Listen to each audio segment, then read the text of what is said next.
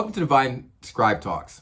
My name is Idris, also known as Enoch, also known as Hermes Trismegistus in both Christianity and Islam. That's half Hermes, the Greek god, the messenger, and Thoth, the god of science and knowledge. I decided that after all of this work for all these years, that I should start a YouTube channel.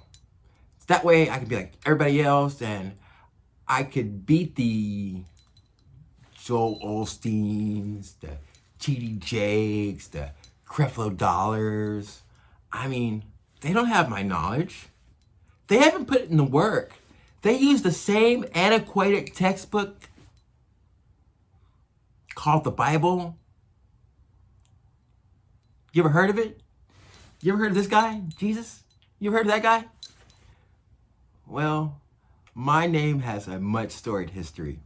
My name, Idris, well, this guy invented the pen. He was the first guy to study philosophy. I think he studied, or some guy with my name started the Baha'i faith too. I researched all this material after all these years, and I decided, man, you should start a YouTube channel.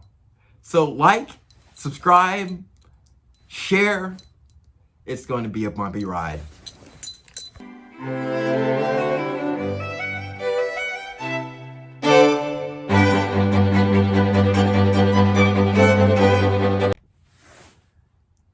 Now, to begin, you've got to kind of unlearn what you've learned. Like, I was in the Gifted and Talented program.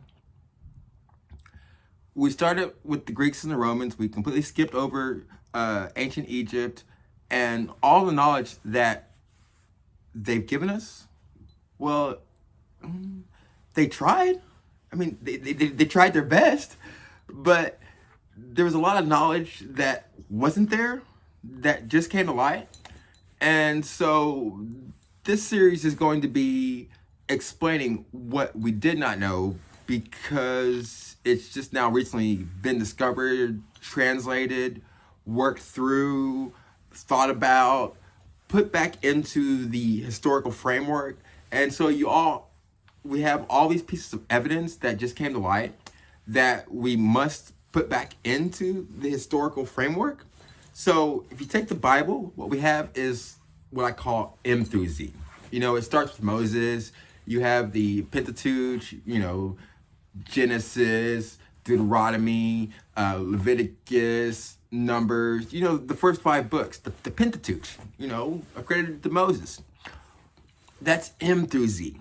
So what came to light in 1945, 1947, 1879, all the way up until recently with the Codex Chios, Tchaios or something like that. You can Google it. It's the Gospel of Judas. It was just translated in 2013. What we have is all this newly discovered evidence, right? And once you put it side by side with what we have, the whole picture is just, I don't know, what, scrambled eggs or something? I don't know what to call it. I look at it and I'm saying, well, we had this part, and now we have A through Z, and if we put these two pieces together, we have a perfect picture. Like, picture perfect? I paint a perfect picture. So I'm going to take a minute, figure out what I need to tell you, how I need to tell you, and when I need to tell you. But once again, you have to follow this series in order to figure out what we thought we know or thought we knew isn't the whole truth. So we have to look at these newly discovered pieces of evidence, this cultural linguistic data that was found, let's say, in